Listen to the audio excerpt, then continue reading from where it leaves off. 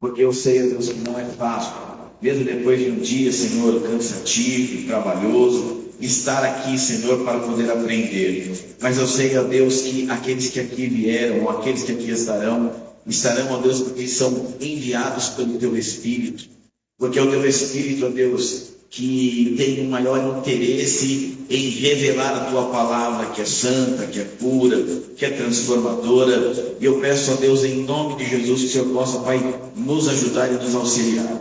Derrama, Senhor, sobre nós sabedoria, discernimento, entendimento, ó Deus, necessário, para que a gente, ó Pai, não sejamos apenas ouvinte daquilo que será ensinado ou ministrado, mas nós possamos também, ó Deus querido, ensinar outros e principalmente, ó Deus, aplicar na nossa vida, no nosso dia a dia, e que a cada dia nós possamos ter um crescimento espiritual. Pai, em nome de Jesus, ó Deus, nos ensine, nos instrua, nos direcione, nos ajude, Senhor, porque nós sabemos, ó Pai, que o único meio de entender ou de compreender a Tua Sagrada Escritura é tendo o próprio autor, ó Pai, como ensinador. Então eu te peço, em nome de Jesus, ó Pai, nos ajude. É o que eu quero, Deus, a cada dia, ó Pai, dedicar, Senhor, a nossa vida, a minha vida, Pai, em estudar, em aprender, em se aproximar de Ti. Pai, em nome de Jesus, seja conosco e que o Teu nome seja glorificado nessa noite. Amém e amém. Meus irmãos, tomem os vossos assentos. Eu quero aqui já agradecer aos irmãos pela vossa presença. Quem é aqui a primeira vez que está conosco hoje? Primeira vez, amém. Os cultos de ensino, ou os ensinamentos de terça-feira, ele é um pouco diferente de um culto normal. Porque um culto de ensino nós temos aqui a oportunidade de poder, às vezes, ou muitas das vezes, falar e orientar coisas que talvez num culto normal a gente não pode falar. O Evangelho, a gente que tem a oportunidade de ensinar e de ministrar, a gente brinca muito, tem dia que a comida é mais palatável, outro dia ela é um pouco menos, tem dia que Deus nos propõe a comer uma feijoada, que é uma comidinha mais pesada, outro dia o Senhor dá uma comidinha mais leve, e assim é com a palavra de Deus. Então, um pouco como esse, a gente tem a liberdade de ser um pouquinho mais incisivo naquilo que a Bíblia nos ensina e principalmente citando textos daquilo que será apresentado. Amém? Nós estamos falando um pouquinho sobre o apóstolo Paulo. O apóstolo que foi chamado, que foi vocacionado para pregar a palavra de Deus aos gentios. Na aula passada, eu sempre trago a próxima para que os irmãos possam entender. Na próxima aula, nós começamos a fazer uma leitura acerca da conversão do apóstolo Paulo. Mas antes de pensar na conversão do apóstolo Paulo, eu citei aos irmãos que Deus havia dado, ou melhor, Jesus havia dado uma ordem aos seus discípulos. E a ordem era clara: ide a todo mundo e pregai o Evangelho, anunciai a minha palavra, dê continuidade naquilo que eu comecei. Jesus passou 3 anos e meio ensinando os discípulos, porque a missão de dar continuidade ao reino de Deus na terra era dos discípulos. E obviamente que sozinhos eles não conseguiriam. Houve a necessidade da descida ou da fusão do Espírito para que eles pudessem então pregar o Evangelho com poder, com autoridade. Só que ainda estava sob a responsabilidade deles de sair de Jerusalém e ensinar e falar do amor de Jesus. E falar do quanto Jesus seria poderoso para mudar todas as coisas das nossas vidas. Só que a Bíblia diz que eles não fizeram isso. Porque estar em Jerusalém é estar num ambiente confortável. Ali eles eram conhecidos. Ali em Jerusalém, todo mundo ouviu falar a respeito de Jesus, do seu ministério, da sua crucificação, das profecias que foram deliberadas. Então era confortável pregar em Jerusalém, estar em Jerusalém. Eles não queriam sair. Então o que vai acontecer? Deus permite ou Deus cria algumas situações para obrigar esses discípulos a fazer aquilo que Deus havia ordenado. pensa, irmãos, que Deus, ele sendo poderoso, e obviamente que ele tem todo o poder, ele pode criar qualquer tipo de situação para que você cumpra aquilo que Deus determinou na sua vida. Olha que coisa linda. E aí a gente às vezes se pergunta, poxa, pastor, mas onde fica o livre-arbítrio? Se eu tenho livre-arbítrio de fazer a Bíblia me garante isso, e o Senhor está me dizendo que Deus cria situações para que aquilo que Deus tem na nossa vida seja cumprido. Como é que eu entendo isso? É simples. O livre-arbítrio, ele existe, ele é bíblico. Amém? Mas o livre-arbítrio, ele tem um ponto de partida. Qual é o ponto de partida? Você tem o livre-arbítrio de aceitar ou não a Cristo como único e suficiente Salvador. Quando você opta por fazer isso, o que acontece? A partir daquele momento, você já não vive a tua vida, mas você vive aquilo que Deus tem preparado para nós. Então entenda isso. Deus agora cria algumas situações e eles são perseguidos. Por quem? Pela religião judaica. Por quê? Porque o cristianismo está crescendo, pautado naquilo que Cristo havia vivido e pautado nas pregações dos apóstolos. O cristianismo começa a crescer, a religião que seguia Cristo, ela começa a ser difundida e automaticamente o judaísmo começa a perder os seus membros. Quando perde os seus membros, ele começa a ficar preocupado. Eles sabem que eles têm que de alguma forma deter esta palavra que está sendo pregada, essa palavra que está sendo levada. E para deter isso, o que eles fazem? Eles permitem que alguns líderes religiosos persigam os cristãos com carta de autorização ou carta que nos dê autonomia para prender, para matar, para acabar com o Evangelho. O que os judeus que seguiam a raiz judaica não entendiam ou nem imaginavam que com isso eles estavam sendo instrumento de Deus para que a palavra do Senhor seja alcançada. Todos nós entendemos que às vezes Deus permite coisas na nossa vida e a gente não entende quando aquilo está acontecendo, mas existe um propósito muito maior do que a gente pensa e imagina. Eu tenho testemunho, eu sou prova disso. De que o que Deus tem para nós é muito maior do que a gente pensa. E escute isso, irmãos, eu acho isso lindo, porque Deus, ele sendo soberano, ele não tem obrigação de te explicar o que está acontecendo. Não tem obrigação, mas ainda assim, tudo que vai acontecer na nossa vida, ele vai te avisando, vai te orientando. Nada que acontece conosco, escute isso. É que a gente surpresa. Não, em algum momento Deus te orientou, em algum momento Deus falou. Como falou para os apóstolos, vai, prega, vai, leva, vai dar continuidade. Como eles não fizeram, Deus criou algumas situações para que acontecesse. Pois bem, dito isso, nós fizemos então, ou iniciamos, uma leitura responsiva, nós fizemos uma exegese do texto de Atos capítulo de número 9, que é justamente a conversão, é justamente o encontro que vai mudar a história do cristianismo na terra. Algumas pessoas às vezes entendem que, poxa, aquele encontro mudou a vida de Paulo. Não, aquele encontro mudou a minha e a sua vida. Por quê, pastor? Porque se não fosse o encontro de Damasco com Paulo, talvez o Evangelho não chegaria aonde chegou. E nós vamos entender isso até a próxima aula na terça-feira. Por quê? Porque o apóstolo Paulo, irmãos, eu achei incrível. Se você tiver a oportunidade de ler, pegar um livro de Atos dos Apóstolos, começar a ler no 9, aí você vai ver que no 10 ele sai de cena, no 11 ele aparece. Quando você chegar lá no 22, 23, 24, você vai entender a história de um homem que ele vai ter prazer em dizer assim: olha, eu sofri, eu fui preso, eu fui abandonado,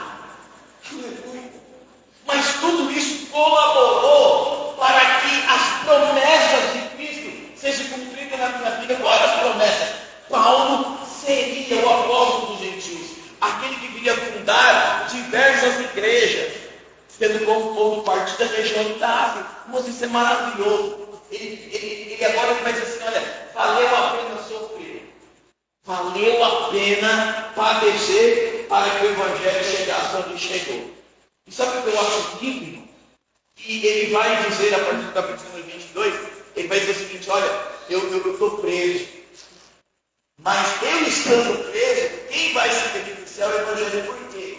Porque as pessoas agora vão entender que mesmo eu no cárcere, eu continuo pregando, eu continuo escrevendo cartas às igrejas, eu continuo intercedendo, a minha fé é inabalável. Isso vai dando ânimo para os irmãos que estão em liberdade, fazer o quê? Pregar o Evangelho. Por isso nós vamos entender, irmãos, que todas as coisas cooperam.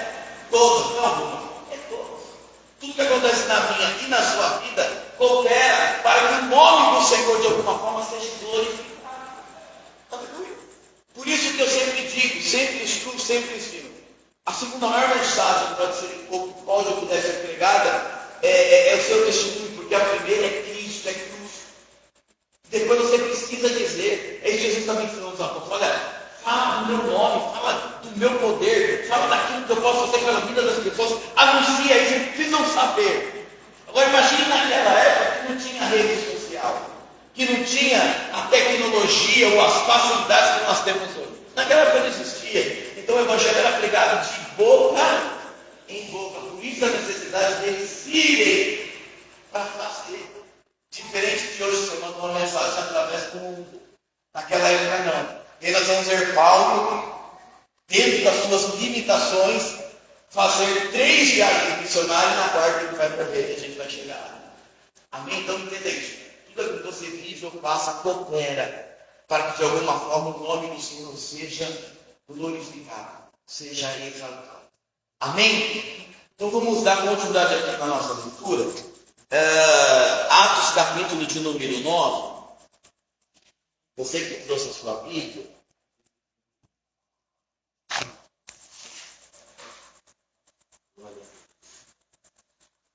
Atos capítulo 9, nós vamos ver a partir do verso 16, para dar continuidade na leitura, tá?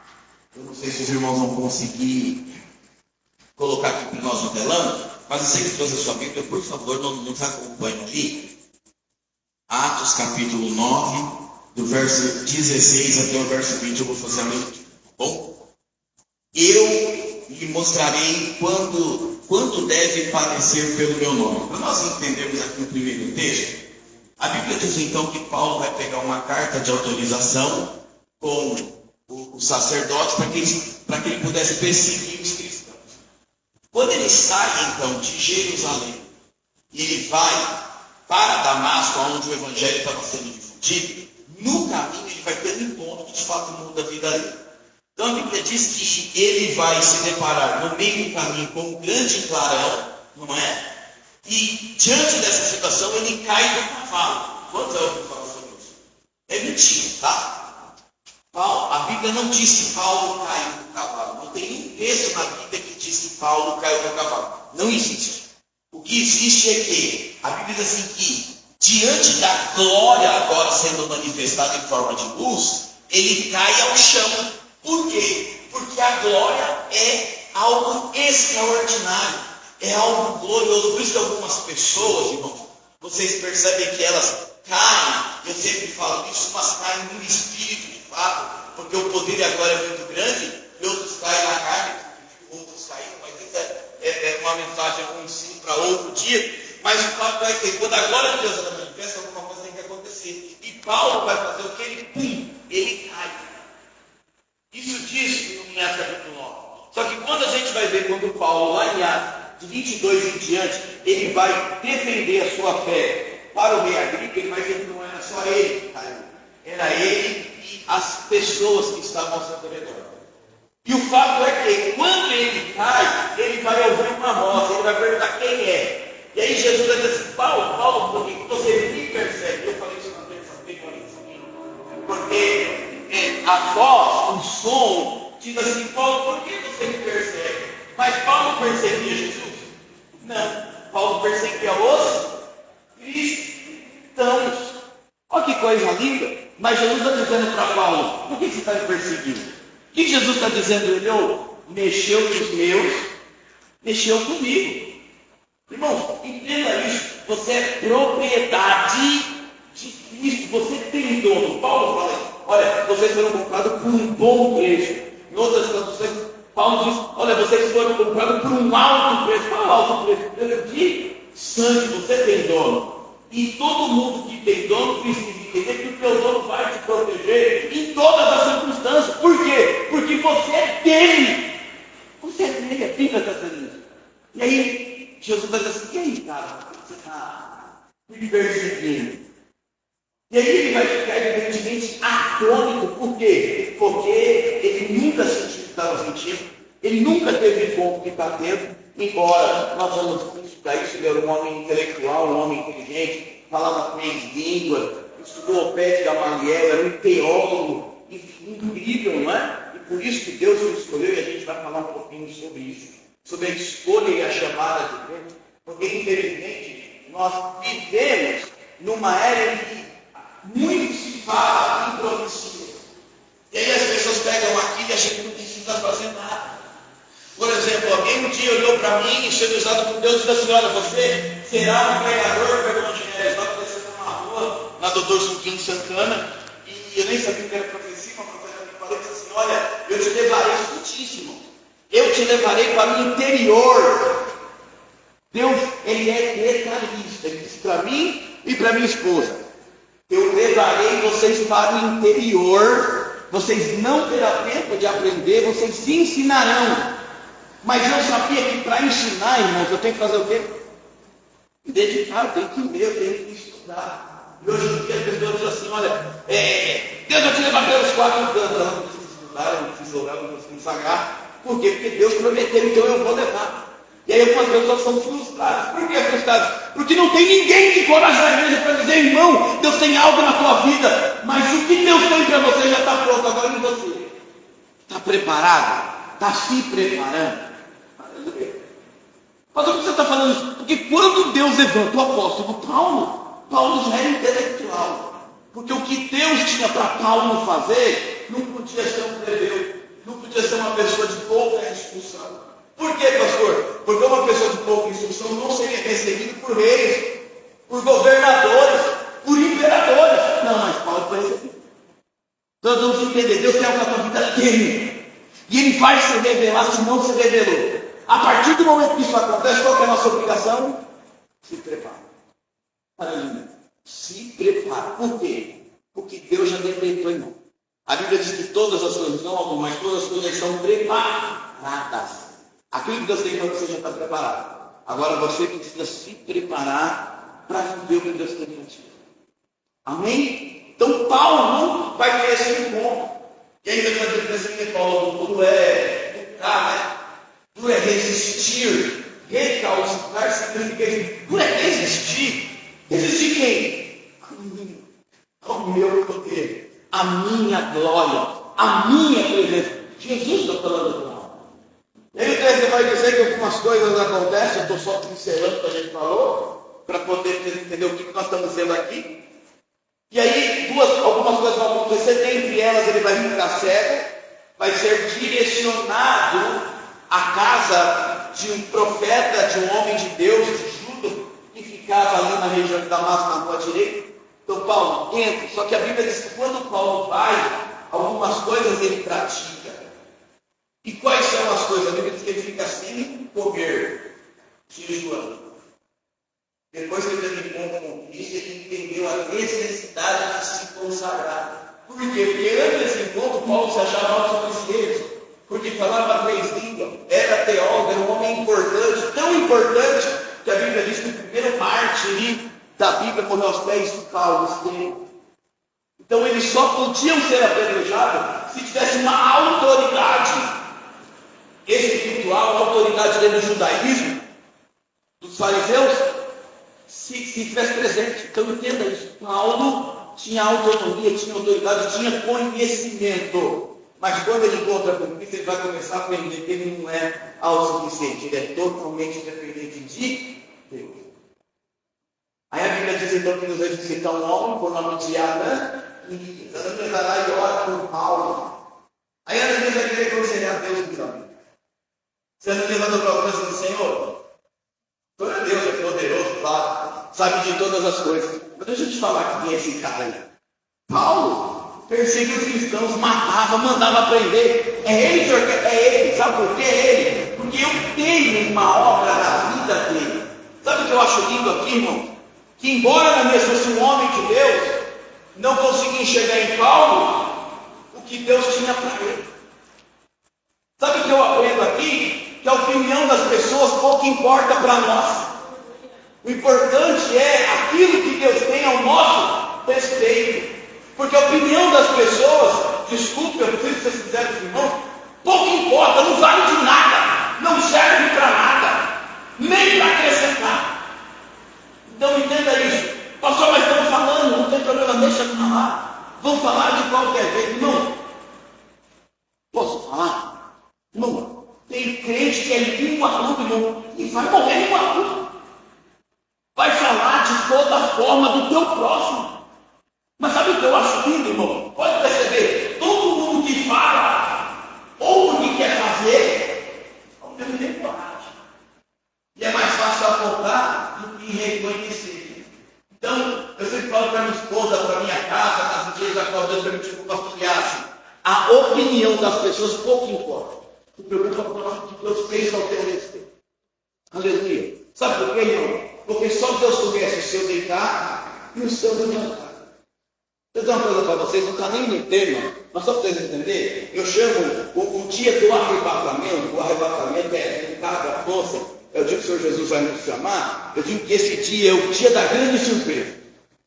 Por quê, pastor? Porque o que vai ter de crente, irmão, que vai ficar aqui na terra, são exatamente aqueles que apontaram. Irmão, desculpe a expressão, mas tem crente, irmão, que você acha tão santo, você acha que tem o direito de ficar apontando defeito. Escute isso. Cuidado com o santo da morte, viu? Cuidado com o santo da morte. E não se importa com o opinião dos outros. Siga em frente. Você tem algo dentro de você que é maior do que outras pessoas. É o Espírito do Senhor, é a presença do Senhor, e é dela que você precisa. E a Ananias está dizendo assim, não, será que é perigoso. E Deus está dizendo assim, o que falou na sua opinião? Qual é a sua opinião? Irmão, quem se lembra da história de Samuel do ajudador?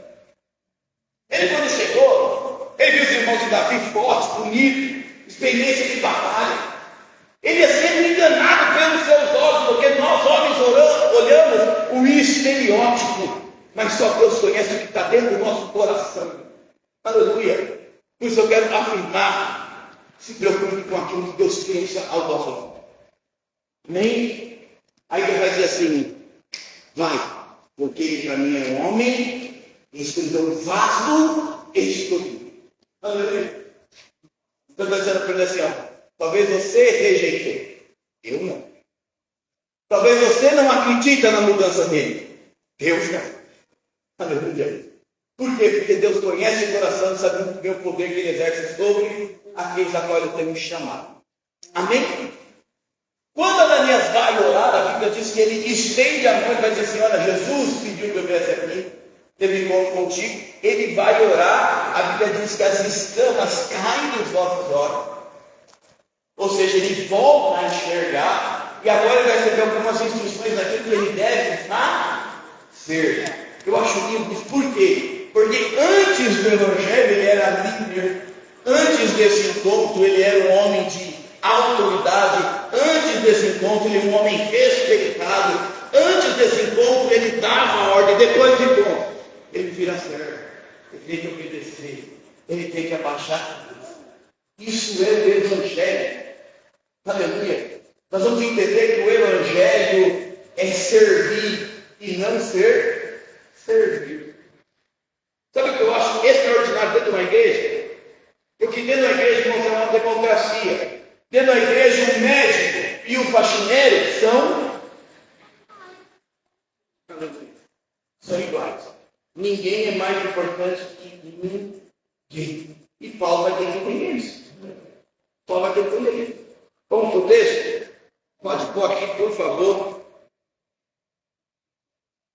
Glória a Deus. Atos capítulo 9, 16 ao 20.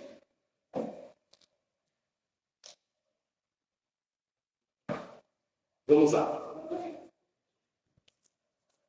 Aí Jesus, ele vai. Glória a Deus. Aleluia, obrigado, meu pastor. Aí Jesus, irmão, vai dar algumas instruções para Paulo através do homem de Deus. Olha a instrução. Eu lhe mostrarei o quanto você deve padecer pelo meu nome. Eu acho isso aqui incrível. Eu acho isso aqui incrível. Por quê? Porque Deus está chamando um homem que até aquele momento é uma autoridade, não tem problema nenhum, não sofre perseguição nenhuma, está tudo bem. Esse homem aceita o chamado, e aí Jesus vai dizer para ele assim: olha, então a partir de agora você vai sofrer pelo meu nome, vai padecer. Olha que chamada extraordinária, irmão. Será que os profetas do dia de hoje estariam dispostos a atender esse chamado? E na verdade, irmão, os profetas de hoje é pregar em Gideões, é pregar em conversas, é ser visto pela grande multidão. Agora, padecer pelo Evangelho é outra coisa. Padecer pelo Evangelho é diferente. Padecer pelo Evangelho é entender que o Evangelho é muito maior do que nós mesmos. E esse é o chamado. Olha que convite, mas já pensou? Desculpe, qual é o nome do irmão? João Paulo. Depois eu não posso ir lá para a tua casa para tomar aquele café abençoado. Aí eu sento na tua mesa e digo assim: irmão, eu vim te convidar. Você fala: para quê? Para sofrer. Já pensou, mano? Eu chego lá naquele apartamento lá, de quase 200 metros quadrados, sendo naquela sala espaçosa para tomar aquele cafezão, e percebe que o pastor Gordo só fala de comida, irmão, é Bíblia e comida, não tem outra coisa. E aí eu chego para ti e falo assim: olha, eu tenho uma chamada para você, irmão, para ser um homem diferente, distinto. Glória a Deus, pastor, qual é a chamada? Vem sofrer, vem padecer, vem viver 2 anos na prisão, vem apanhar, vem ser perseguido, vem. Por quê? Porque, irmão, a obra do Senhor é maior do que o sofrimento de Paulo. Nós vamos entender isso. Ele vai, quando ele começa a relatar isso, em Filipenses, eu digo: aleluia, aleluia. Nós não vamos encontrar na Bíblia um evangelho de facilidade. Não vamos, não existe. Evangelho, como o pastor pregou no domingo, é transformação.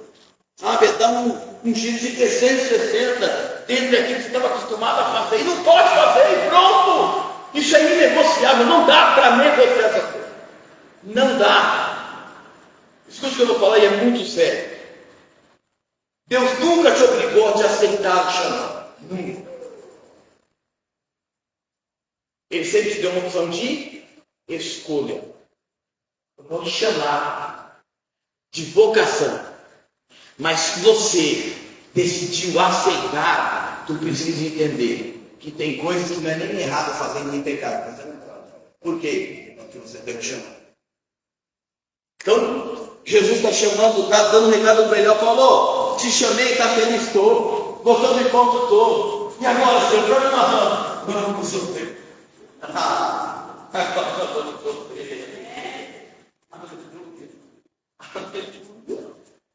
Aleluia. Infelizmente, muitas pessoas não entendem isso e acabam deixando o Evangelho porque não suporta as adversidades da vida, porque acha que o Evangelho é só flores, mas esqueceu que as pessoas têm que disciplina. Eu vou dizer uma coisa para você, irmão: os espíritos são necessários. Porque o espírito deixa a gente cauteloso, atencioso.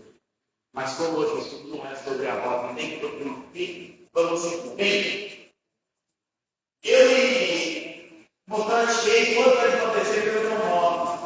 E a minha foi e. Não só para isso, nós não podemos dizer, irmão. E ele entrou na casa do povo de Amão, disse: irmão Saulo, por que Saulo? Porque era o nome judeu. E disse para Saulo: Jesus se apareceu no caminho de onde via e me enviou para que torne a ver que seja cheio do Espírito. Percebe, irmão? Ele teve encontro genuíno com Deus, ele está cego, você comer, ele está buscando a Deus. Agora ele vai ter encontro, vai ser instruído ao que ele deve fazer. Agora perceba, antes que ele esteja cheio do Espírito, as escolas vão ficar. Paulo tem vontade de enxergar. Mas não com os teus olhos, Paulo, agora é com os meus.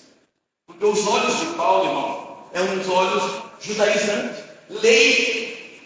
Ele nasceu, ele cresceu, ele viveu estudando as leis. Ele era um verdadeiro estereótipo judaico da época, puro e genuíno, a gente vai entender isso. A Bíblia diz que ele era puro, judeu puro. Agora Paulo não pode enxergar do jeito que ele enxergava, agora Paulo tem que enxergar do jeito que o Senhor enxerga. Percebe a diferença, irmão?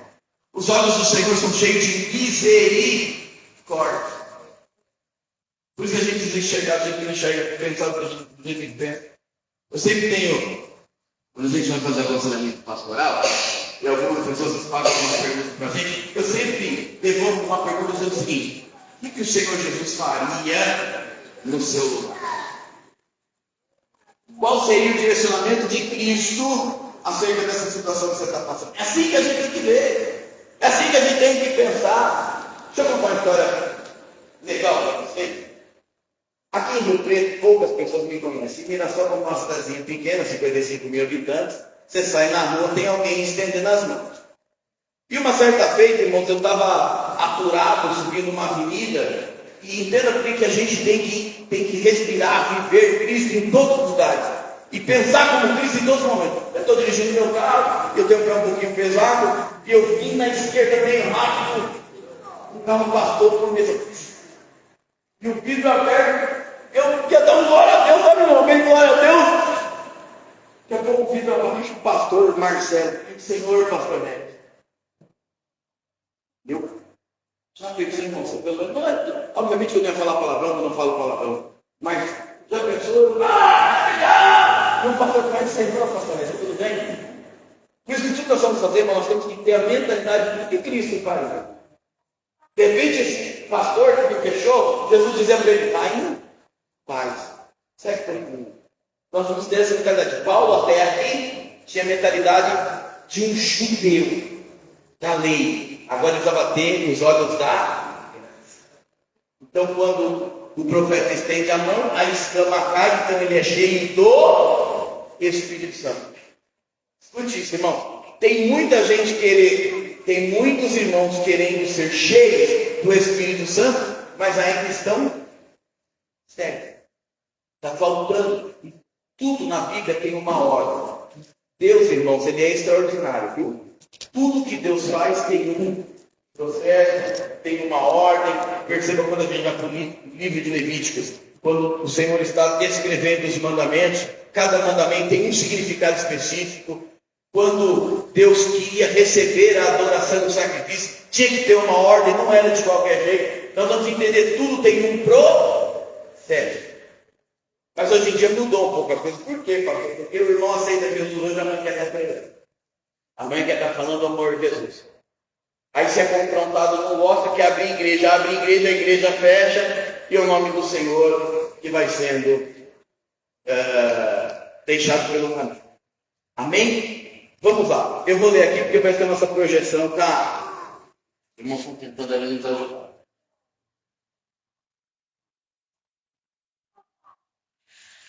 E respondendo aqui, o Senhor muito ouviu acerca deste homem, como vai de baixo, então as escamas caem, ele recupera as vistas e ele vai ser levado e foi batizado. Ou seja, cumpriu todos os procedimentos a qual a igreja tem nos ensinado. E tendo comido, ficou confortado e teve salvo alguns dias com os discípulos que estavam em Damasco. E logo nas sinagogas pregava a Cristo, que este é o Filho de Deus. Perceba, ele agora está anunciando a mesma coisa que os apóstolos estavam anunciando. Antes do encontro ele era contrário, após o encontro ele é favorável a que o evangelho seja difundido. Então, quando Deus vai escolher Paulo, Deus já sabia a importância de Paulo para que o evangelho fosse difundido. Agora Paulo vai pregar. Agora Paulo vai falar do amor de Cristo. Próximo slide, verso 21, diz assim: e todos os que ouviam estavam atônitos e diziam: não é este o que em Jerusalém perseguia os que invocavam este nome? E para isso veio aqui, para que levaram presos os principais sacerdotes. Olha o texto. E todos os que ouviram estavam atônitos, estavam preocupados. estavam comentando. A Bíblia não diz um ou outro, diz todos. Por quê? Porque Paulo, irmãos, Paulo cristão era um ser tão perigoso que quando ele se converteu, ninguém acreditou. Será que tem alguma coisa diferente na igreja de hoje? Tem pessoas, irmãos, que você conhece. Sabe aquele irmão que você diz assim, só Deus? Aí Deus fala, e converte o irmão. Aí você olha e você não é possível. Você aqui na igreja, rapaz, uma outra coisa que eu vi uma vez. Ele chegou para mim, mas vamos na igreja comigo? E eu nunca quis ir na igreja, irmão. Deus me ama de tal modo que a primeira vez que eu pus o pé, Deus já falou assim, deixa eu pular, você daqui, não sai mais da dele. Aí meu filho chegou para mim e falou assim, não, vamos para a igreja, Deus é maravilhoso, mudou a minha vida. Eu olhei e disse assim, Deus é bom mesmo. Porque se mudou você, pode mudar qualquer. Meu filho virou referência na favela. Sabe o que é isso, irmão? Meu filho não precisava pregar para que o evangelho fosse difundido. Ele só precisava andar na rua. Qualquer pessoa olhava e dizia assim, ó, como é possível? É possível. O evangelho ele é poderoso. Fala, Felipe, eu não me envergonho do evangelho, por quê? Porque o evangelho é poder de Deus na vida das pessoas. Aleluia. Só que agora as pessoas estão olhando para a porta assim, não pode ser. Está enganando a igreja. Está enganando a igreja. Sabe o que a igreja vai fazer com Paulo? Fechar as portas. Paulo não era bem-vindo. Paulo não era bem-vindo na igreja, porque ninguém acreditava nele. Mais uma vez eu preciso ser redundante. As pessoas não precisam acreditar no teu ministério. Quem precisa acreditar no ministério, no teu ministério é aquele que te chamou. Só que a igreja que está assim, bom, fecha a porta. Sabe o que eu acho incrível? Vou continuar lendo, irmão, eu vou chegar lá na frente. Eu sinto Deus, desculpa, mas eu sinto Deus aqui. Aleluia, eu sinto Deus aqui. Vamos ver.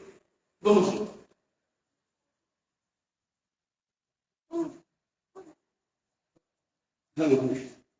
E todos que ouviram estavam atônitos e diziam, não é este que vem de Jerusalém, que perseguia os que invocavam este nome? E para isso vejo aqui, para levar preso pelos sacerdotes? Saulo, porém, se esforçava muito mais e confundiu os judeus que habitavam em Damasco. Verso 22. Escuta isso, irmão. Entre o verso 21 e o verso 22, existe um tempo ainda.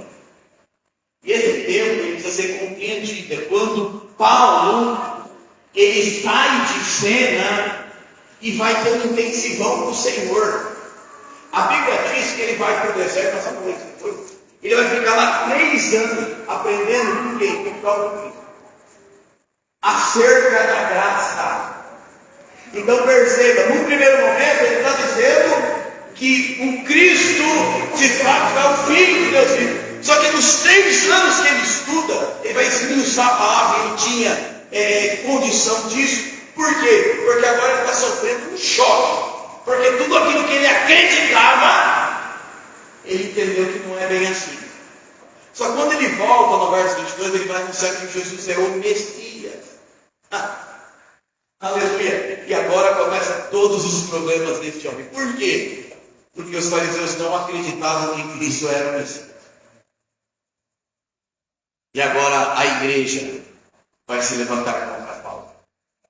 Por quê? Porque a intenção dele era mandar Paulo para frear a igreja. Só que agora a igreja está em pleno crescimento. E aí eles se preocupam. E por se preocupar, eles vão tentar matar Paulo algumas vezes. Mas vamos continuar lá. E tendo passado muitos dias, os judeus tomaram conselho entre si para o matar. Olha isso. A igreja, ela está vendo tudo isso e agora os judeus vão entrar num consenso. E o consenso é o seguinte: mata Paulo. Porque Paulo agora vai piorar a nossa situação. Então mata ele, acaba com ele. Estão tentando matar Paulo. Olha o preço da chamada aí. E tendo passado muitos dias, os judeus tomaram conselho entre si, os edomitas, entre si para matar. Mas as suas ciladas vieram ao conhecimento de Saulo, e como eles guardavam as portas, tanto de dia quanto de noite, para poder tirar a vida, tomando de noite os discípulos o desceram dentro de um cesto pelo muro.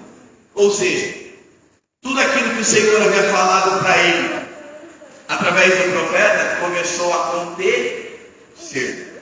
E só começou a acontecer quando ele agora começou a ser contrário ao que os judeus ensinavam ou pregavam. Deixa eu dizer uma coisa para vocês, irmão. Todas as vezes que as pessoas se levantam contra você ou contra aquilo que você está falando, evidentemente eles não concordam com o que você está falando. E o Evangelho, quando eu prego sobre isso, é confrontador. O Evangelho realmente mostra quem nós somos. Eu tenho uma analogia, eu gosto muito disso. Quem tem espelho em casa? Espelho grande. Glória a Deus. Viu? Espelho é grande, está pensando que você mais um espelho, né? Glória a Deus, né? Imagina o espelho de pastor Rogério. Mas vamos seguir aqui. Mas vamos seguir aqui. Escute isso. Olha o que é o Evangelho, irmão. Você está diante do espelho da sua casa. E o espelho, quer você queira ou não, ele sempre vai esboçar aquilo que você é. Quando eu paro na frente do espelho, irmão, eu vejo que meu cabelo já não é mais o mesmo. Quando eu paro diante do espelho, é inevitável eu perceber que ao longo dos anos eu adquiri uma saliência. O espelho não mente para nós. O espelho vai apontar exatamente quantas rugas você tem. Por mais Mary Kay que você passa, o espelho lhe revela a verdade. Aleluia. Ele revela a verdade. A Bíblia é igual, o Evangelho é igual. O Evangelho nos confronta a tal modo a ponto de revelar quem você é. Aí você passa a entender quem você é. Aleluia. Tem muito tempo que não mostra de espelho. Eu ia falar de Bíblia, porque a Bíblia ela confronta. A Bíblia mostra quem nós somos. Desculpe a expressão, evidentemente isso não é para vocês que estão aqui, é para quem está lá em casa. Tem muito crente, irmão, que precisa voltar para o espelho. Tem muito crente que precisa entender quem é de fato e de direito. Amém? Vamos seguir.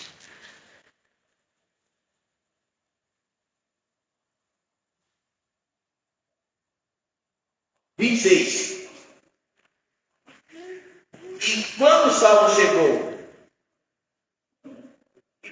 chegou a Jerusalém, procurava juntar-se aos discípulos, mas todos o temiam, não crendo que fosse discípulo. A fama, né, irmão? A fama de Paulo. Aleluia. Então Barnabé, tomando consigo, trouxe aos apóstolos. Isso aqui eu acho lindo, sabe por quê? Porque Paulo agora ele vai para Jerusalém. Em Jerusalém ele também não é bem visto. Só que a Bíblia diz, irmãos, que a porta da igreja agora está fechada para Paulo, mas Deus vai preparar um homem chamado Barnabé para estender a mão para Paulo. De todo mundo, a Bíblia diz que Barnabé acreditou e confiou no ministério de Paulo. Pastor, não significa isso. Significa que você não precisa que uma multidão confie no seu ministério. Você não precisa que uma multidão de pessoas acredite naquilo que Deus tem para você, não. Você só precisa de um acreditar. Quer que eu fale quem é esse um? Aleluia. Aleluia. Aleluia. Quem é esse um, pastor? Você mesmo. Você precisa acreditar naquilo que Deus tem na tua vida. Se você acreditar naquilo que Deus tem para você, irmão, ninguém te segura. Ninguém pode te barrar. Entenda isso. A única pessoa que tem condições de parar aquilo que Deus tem para você é você mesmo. Mais ninguém. Mais ninguém. É só você. Vamos sim. Aleluia. Só estou no texto, tá, irmão? Nós vamos entrar no estudo em nome de Jesus. Então Barnabé, tomando consigo, trouxe aos apóstolos como no caminho, ele vira o Senhor e lhe falara. E como falara ousadamente no nome de Jesus.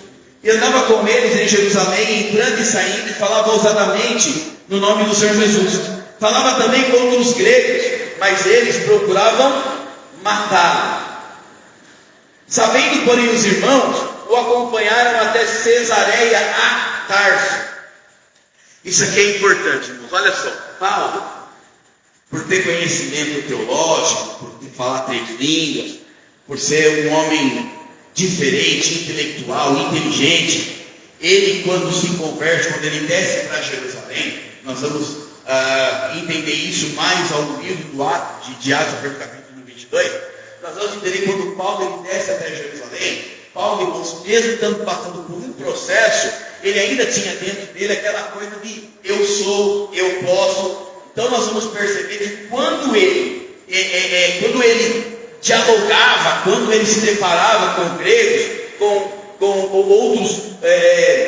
outros povos, a Bíblia diz que ele era muito incisivo, ele era muito duro, ele era um homem que ele sabia da condição dele, por saber, ele se achava até aquele momento melhor do que os outros. Só que a Bíblia vai dizer, irmão, que ele sabendo que ele tinha mais condições do que os próprios discípulos de Jesus. E eu quero com muita clareza que nós vamos entender que dos 12, 11 era Galileu, veio da Galileia, eram homens pescadores, pastores, homens simples. Quando Paulo entra na cena, Paulo acha que vai ser o presidente da igreja. Paulo acha que vai ser o fundador. Por quê? Porque ele intelectualmente, ele tinha todas as características necessárias para ser. De fato. Só que a Bíblia vai dizer que a igreja vai rebater isso. A igreja não aceita isso. E por não aceitar, ele agora começa a ser lançado fora. Sabe o que eu acho lindo? A Bíblia diz que vai ser convidado a retornar à sua cidade de origem à tarde. Então ele teve a conversão, passou 3 anos no deserto aprendendo, ele começa a pregar. Quando ele tenta subir um pouco o teu nível, a Bíblia diz que Deus faz ele retornar. Ele retorna para a sua cidade de origem. E lá em Tarso, no seu retorno, após a conversão, ele vai ficar lá, irmão, 10 anos. Quantos anos? 10 anos no anonimato. Um homem daquele, 10 anos, sem falar do amor de Deus, sem aparecer. 10 anos. Sabe o que está acontecendo aqui? Deus está dizendo assim, Paulo, até aqui você agiu pelo teu conhecimento. O teu conhecimento para mim não vale de nada. Nós precisamos entender, irmão, e eu falo, eu sou teólogo, mas assim, a minha teologia não vale de nada. O meu conhecimento não vale de absolutamente nada. Eu sei que muitos crentes, porque canta melhor do que o outro, se acha, né? A cantora, o outro. Irmão, entenda isso, tudo aquilo que a gente aprendeu não serve de nada. A Bíblia diz que Deus, Paulo escreve a coisa, olha, Cristo ele é suficiente na nossa vida para tudo. Paulo agora vai ter que regressar aos seus primórdios para entender que ele não era ninguém. Aí ele vai ficar escondido 10 anos. 10 anos. Já imaginou se na igreja 10 anos você tem uma oportunidade? Já pensou 10 anos sem sair no cartaz? Não fica na igreja. Não fica na igreja, não sou pastor. Hoje, pela graça e bondade de Deus, o pastor Rogério é meu pastor. Mas quando eu pastoreava a igreja, por muito menos o irmão saía daqui para outro lugar. Imagine ficar 10 anos escondido. Mas esse tempo era necessário, por quê? Porque Deus queria mostrar para Paulo algo que Paulo não conseguiu entender quando estudava as leis. Que nós, irmãos, precisamos e estamos agora debaixo da potente graça de Cristo. Paulo dava a entender isso. Porque Paulo ainda tinha dentro de si as suas raízes judaicas. Nós vamos ver sobre isso, sobre a linhagem de Paulo. Então, Paulo agora, ele vai ser convidado a se retirar. Irmão, já imaginou? Uma pessoa ser convidada a sair da igreja? Irmão, isso aqui é muito forte. Porque olha só, na cabeça das pessoas que estavam convidando Paulo a se retirar, das pessoas que estavam expulsando Paulo de Jerusalém, na cabeça deles está dizendo assim, eu vou acabar com o ministério dele agora, quer ver? Eu vou acabar com essa chamada dele agora ele vai ter que se revelar quem ele é. Então, de que forma que isso acontece? Pressionando, botando medo, tentando matar, tentando perseguir. Só que o que eles mais uma vez não imaginavam, eles estavam empurrando Paulo mais próximo do propósito de Deus. A partir do capítulo número 11, depois que isso aqui acontece, a Bíblia vai falar que a igreja da Antioquia está crescendo. E aí Barnabé vai buscar Paulo. E Barnabé tem a missão de cuidar da igreja, mas Barnabé sabia que ele estava à disposição, mas ele não tinha chamada para ser.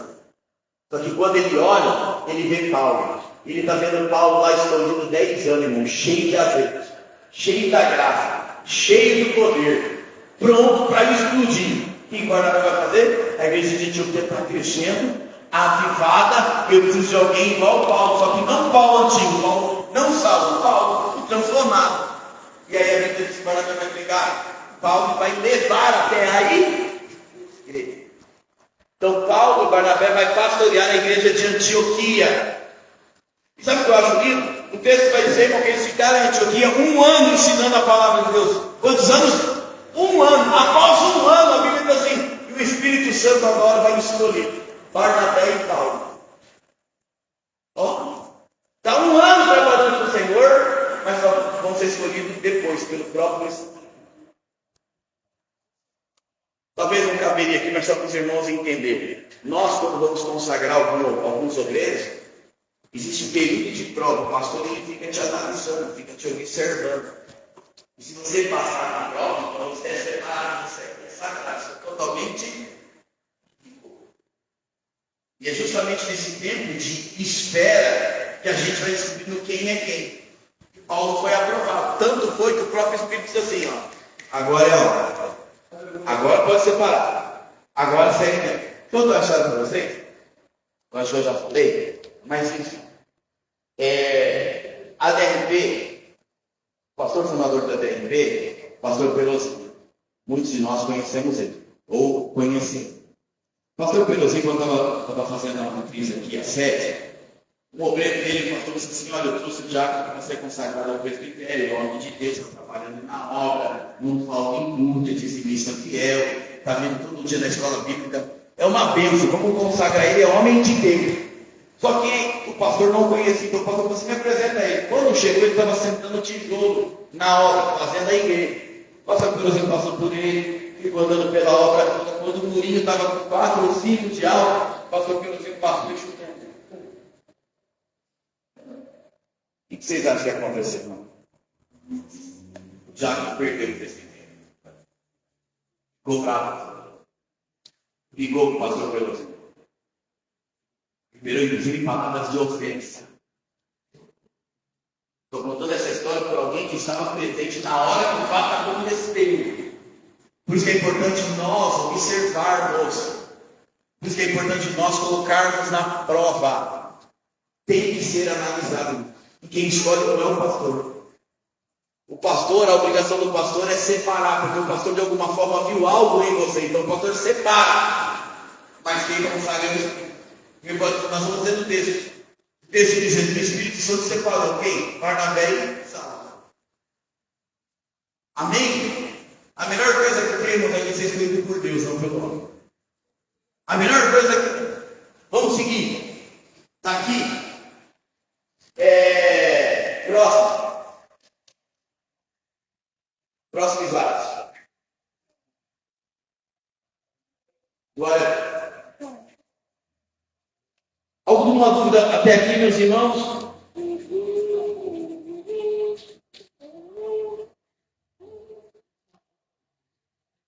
Então, o texto que nós acabamos de dizer termina dizendo sobre o retorno de Paulo até Tarso. Quem foi Paulo? Nascido aproximadamente na mesma época que Jesus, seu nome de circuncisão era Saulo, que era o nome judeu, e provavelmente o nome de Paulo significa pequeno ou menor. Também lhe foi dado na infância para uso entre os gentios. Saulo seria um nome hebreu. Paulo era natural de Tarso, capital da Cilícia, uma província romana, nos pés da Ásia Menor.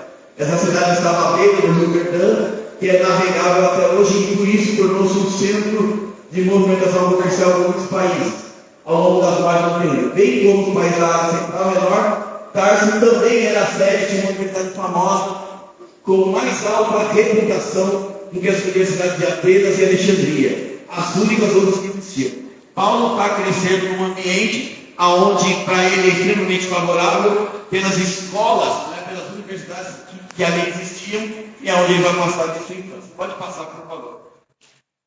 Seu pai era da mais alta forte seita dos judeus, um fariseu da tribo de Benjamim. Atos capítulo 23, verso 6. Vamos lá, por favor. Você que tem a sua Bíblia. Atos capítulo 23.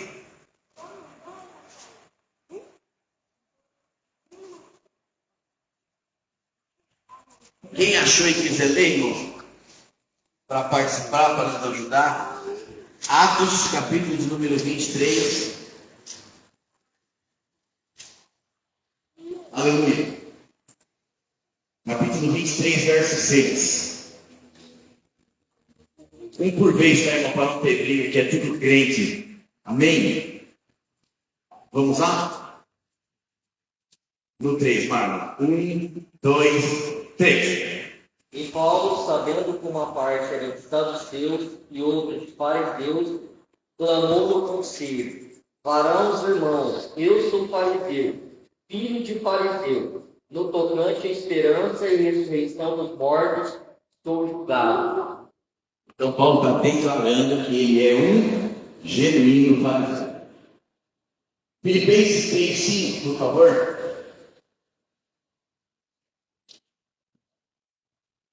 Quem achou Filipenses 3:5 pode ler. Eu vou ler, irmão, para não tomar muito tempo, tá? Circuncidado, Paulo, aqui é a história de Paulo, tá? Paulo foi circuncidado ao 8º dia da linhagem de Israel, da tribo de Benjamim, hebreu de hebreus, segundo a lei. Fui fariseu. Ele era o fariseu da tribo de Benjamim, ele tinha orgulho de falar acerca das suas raízes, tá?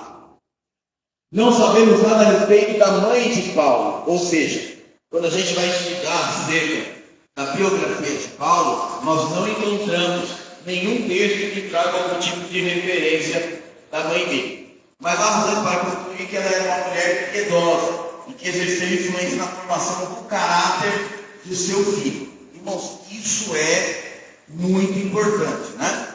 Por quê? Nós vamos entender que nós, como pais, nós somos os principais formadores do caráter dos nossos filhos. Existe um estudo, inclusive, é um artigo que vai dizer, na psicologia, que vai dizer que os pais são responsáveis, 76% da responsabilidade são dos pais, sobre o caráter que seu filho vai adquirir. Então, nós pais somos sim responsáveis pelo nosso filho vai ser no futuro.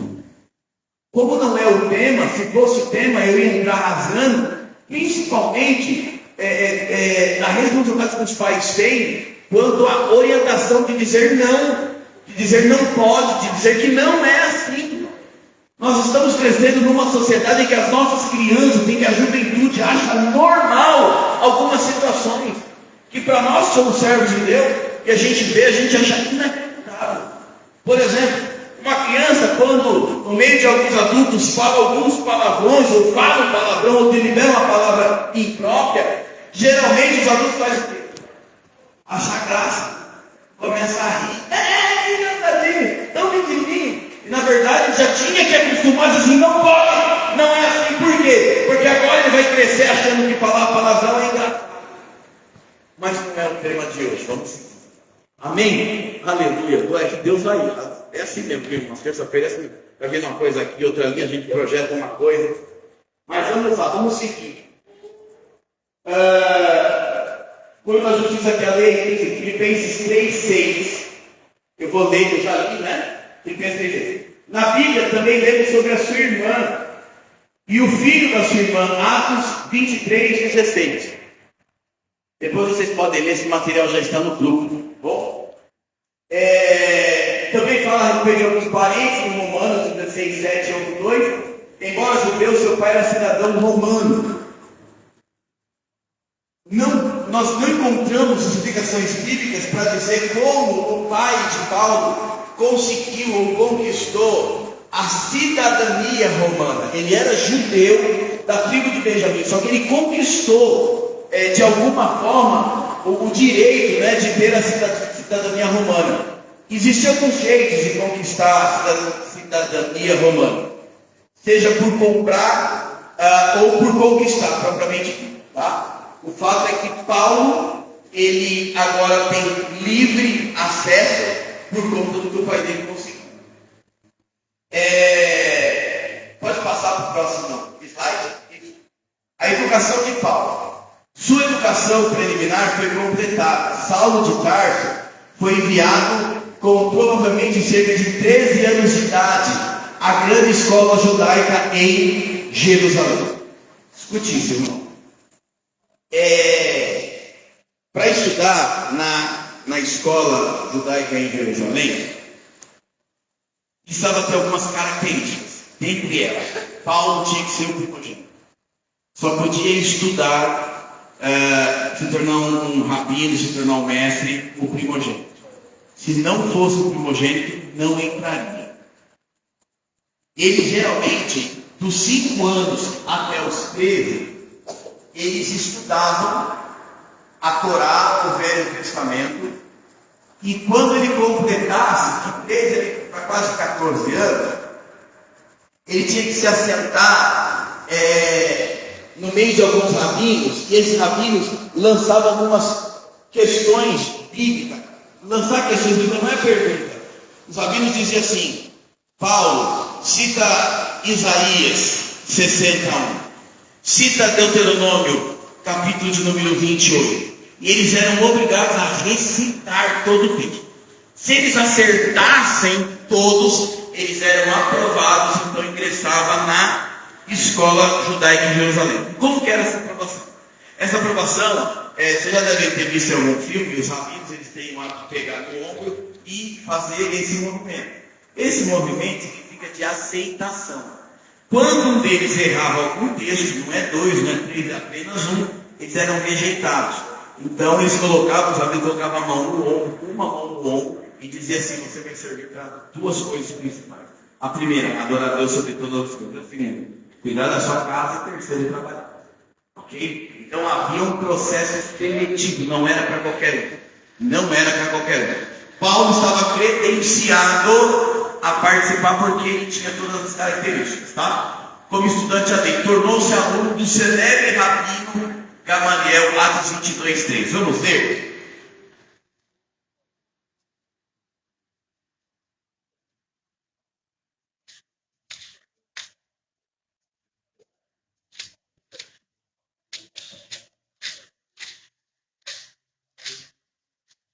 Verso 3. Quanto a mim, é importante a gente saber que aqui no capítulo de número 22, Paulo está fazendo um discurso sobre a sua defesa. Verso 3. Quanto a mim, sou varão judeu, nascido em Tarso da Galícia, mas criado nesta cidade, aos pés de Gamaliel, instruído conforme a verdade da lei de nossos pais, zeloso para com Deus, como todos vós hoje sois. Então ele cresceu aos pés de um grande rabino, um rabino muito considerado. E até Paulo teve a sua ascensão muito em virtude das oportunidades que ele teve com as pessoas que ele teve. Irmãos, isso é importante demais. Nós precisamos, muitas das vezes, enxergar as oportunidades que Deus está nos dando. Isso é importante. Entender as oportunidades que Deus está nos dando e aproveitá-las. Paulo aproveitou. Passou muitos anos, e lembrado sobre as Escrituras e sobre as muitas questões que dizem respeito com as quais os rabinos se ocupavam. Saulo de Tarso, o perseguidor. Cerca de 2 anos após a ascensão de Jesus, o cristianismo expandiu de forma silenciosa sua influência em Jerusalém. Finalmente Estevão, um dos 7 diáconos, afirmou publicamente que Jesus era o Messias, o que levou a muita agitação entre os judeus e uma disputa nas sinagogas. A perseguição surgiu contra Estevão e os seguidores de Cristo em geral. Nós vamos entender por que os judeus ficaram enfurecidos quando Estevão começou a pregar e anuncia que Cristo é o Messias. Para os irmãos entenderem, os judeus ortodoxos, que são judeus tradicionais, eles não acreditam que Cristo é o Messias até o dia de hoje. Se você tiver a oportunidade, eu profetizo isso que você a tenha, um dia de ir em Jerusalém, e você estiver ali próximo aos muros, né, das Lamentações, você vai olhar um rabino desse, se você perguntar para ele quem é Jesus, ele já começa a rir de você, ele não acredita. Tanto não acredita que eles aguardam, eles esperam o Messias até o dia de hoje. E por que isso acontece? É importante nós salientarmos aqui, eu vou parar aqui. Quando o Messias foi prometido, foi profetizado, ao longo da Bíblia nós vamos ver diversos profetas anunciando que Cristo viria, que o Messias viria, para que se fosse cumprida a profecia lá de Gênesis, que nasceria da semente da mulher que daria sobre a cabeça. Então, as profecias elas sempre vinham e diziam que o Messias era alguém que viria para mudar a história de Israel. O Jesus viria, o Messias viria para poder tirar Israel de uma situação de escravidão. Por quê? Porque Israel já vinha, na verdade, passando por alguns períodos caóticos. Se nós formos ver só no período interbíblico, nós vamos entender que por mais de 400 anos, muito mais de 400 anos, só o Império Romano ficou em torno de 1.400 anos sob a autoridade de Israel. Nós tivemos 3 exílios praticamente, né? Nós tivemos no primeiro exílio, Êxodo, no Egito, 400 anos, Babilônia, 70 anos, e agora o Império Romano, que ficou durante muito tempo sob o domínio de Israel. Como existia uma promessa que Jesus vinha para libertar, na cabeça do judeu, Jesus vinha realmente de forma gloriosa.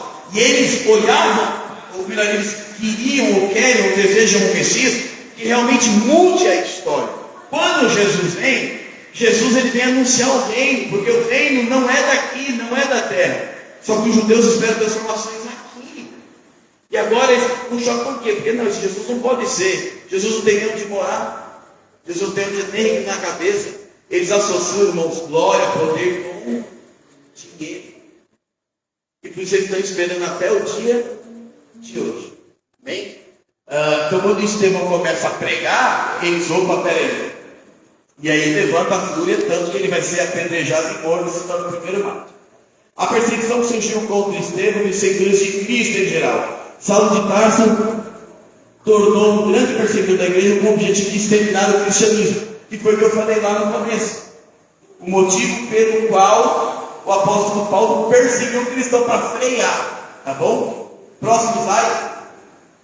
A conversão de Paulo. Eu vou pular esse slide porque eu acho que eu consegui de alguma forma falar a respeito na leitura do texto sobre a conversão, sobre o impacto, sobre o poder que esse encontro exerceu na vida de Paulo e também nas nossas vidas, né? Pode seguir. De perseguidor se torna perseguido. Imediatamente após a conversão, Paulo se retirou para o deserto da Arábia. Gálatas 1:7. Vamos abrir?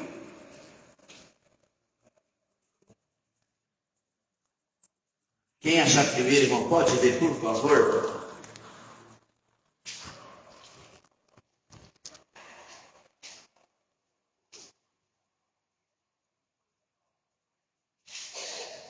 Gálatas 1:21. Eu vou ler, tá, irmão? Vamos lá.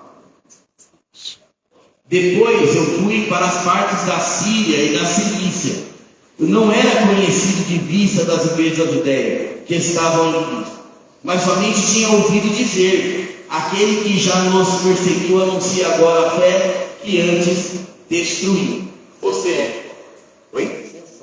7. Ou 7, eu acho. Não, eu li o 1, 21, 22 e 23. Gálatas 1, 21. Ah, tá, de baixo. Isso, Gálatas 1, 21. Então, só voltando lá em Atos, no capítulo, versículo 20 ao 22, lembra que Paulo ele sai de cena, 3 anos, ele vai ficar aqui no deserto aprendendo com Cristo. A diferença, irmão, de nós estudarmos assim, é que eu preciso mostrar para vocês, inclusive por referências bíblicas, o que está acontecendo lá em Atos 9. Porque quando você começa a ler, não tem uma ideia. Aquilo dá a impressão que aconteceu simultaneamente, uma coisa atrás da outra. Então, de Atos capítulo 9, verso 20 e 21, você pode vir para Gálatas 21, que é onde ele teve, depois ele retorna. Tá bom?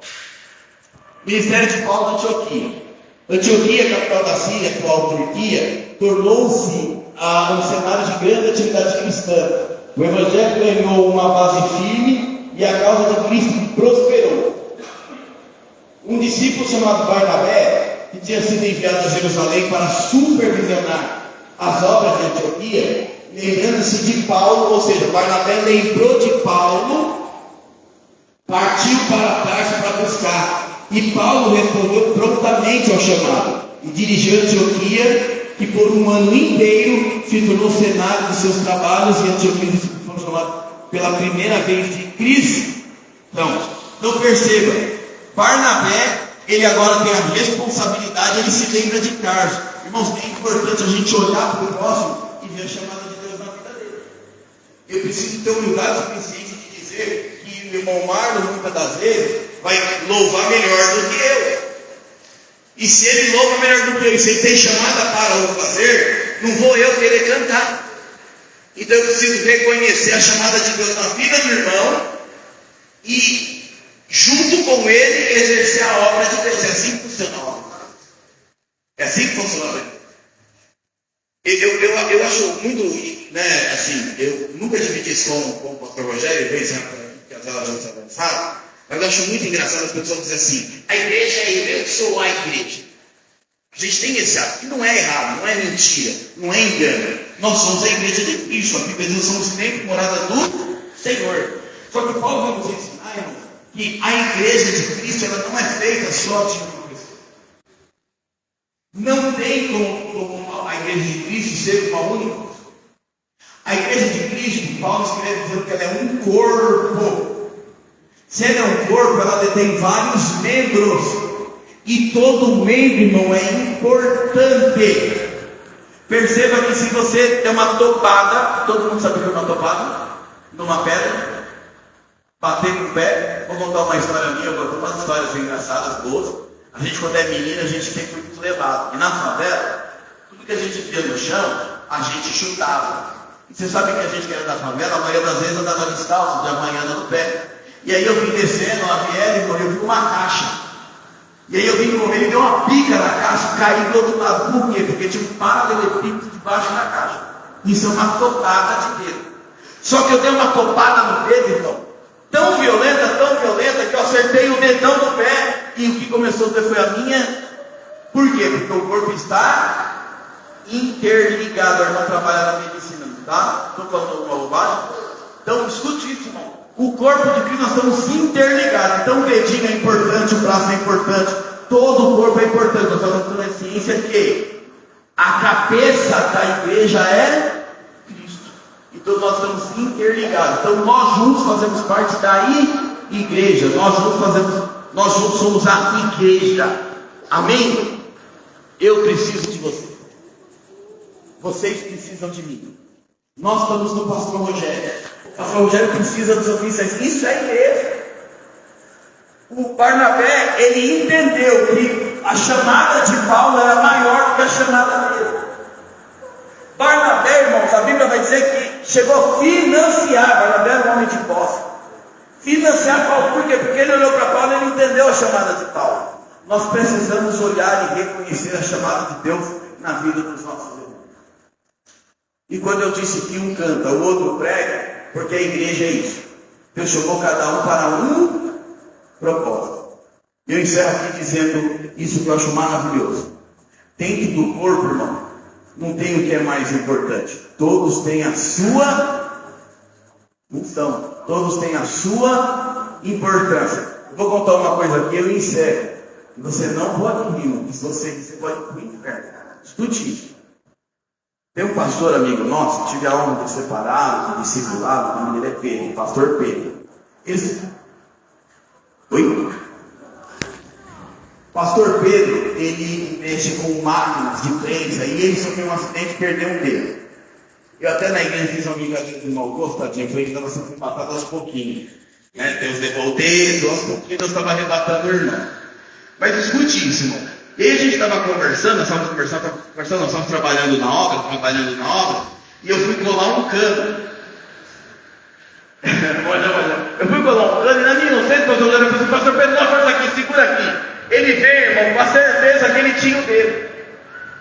E aí eu falava, segura, pastor, e ele forçando, e o Toquinho fazia assim, ó.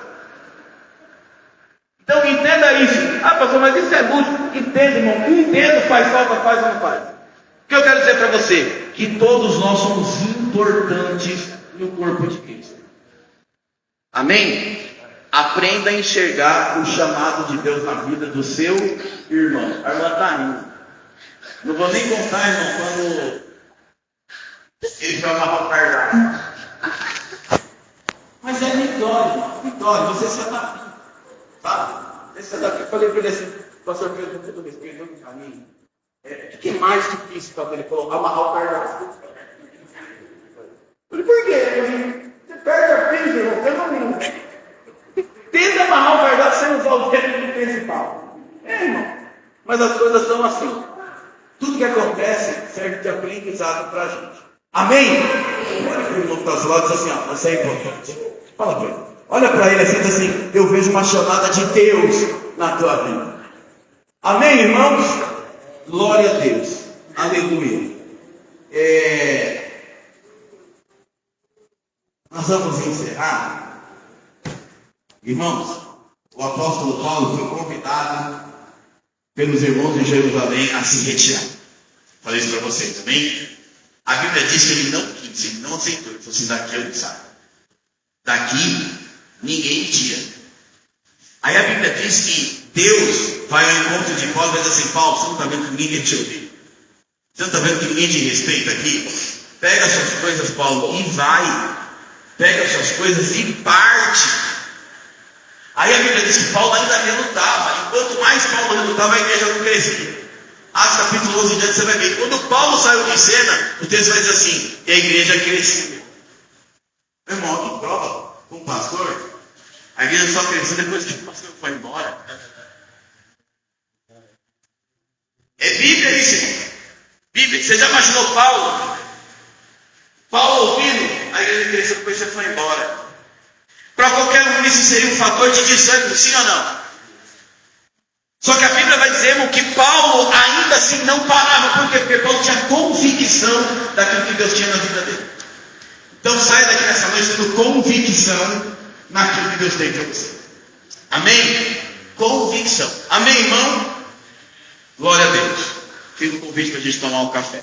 Para mim anunciar a sua chamada. Tá bom? Deus abençoe. Meus irmãos, se coloquem de pé. Nós vamos agradecer a Deus. Louvado seja o nome do Senhor. Agradecer a Deus por mais essa oportunidade. Se você vai dizimar hoje, vai ofertar, pegue seu dízimo e sua oferta.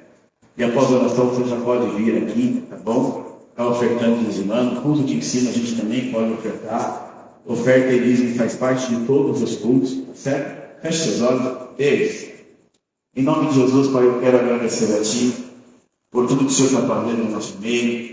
Agradecer, Senhor, pelas bênçãos alcançadas, pelas vidas que o Senhor tem, ó Pai, enviado, para que a gente não tenha oportunidade de pregar a Tua palavra. Mas o Senhor sabe, Senhor, que nós, ó Pai, só podemos anunciar o Evangelho se o Senhor nos ajudar, se o Teu Espírito Santo nos auxiliar. Aqui, Senhor, a gente não tem o hábito de pregar, Senhor, a teologia da prosperidade, porque nós acreditamos que o que de fato deve ser anunciado é a Tua presença, é o Teu amor, é o sacrifício de cruz. Mas os dízimos e ofertas, ó Pai, também fazem parte da Sua palavra, também fazem parte dos vossos ensinamentos. E a Tua palavra diz, ó Pai, aquele que dizima, aquele que oferta, tem condições, ó Pai, de fazer prova de Ti. Por isso, Deus, eu te peço, em nome de Jesus, ajude, abençoe, prospere, faça, Pai amado, com que Teu Filho entenda, Senhor, a importância de nós dizimarmos e ofertarmos, porque fazendo isso, nós estaremos, ó Deus, dando continuidade àquilo que o Senhor deixou nas Sagradas Escrituras. Sem dízimo, ó Deus, nós não temos como pagar aluguel. Sem oferta, Senhor, nós não temos como ajudar as famílias carentes.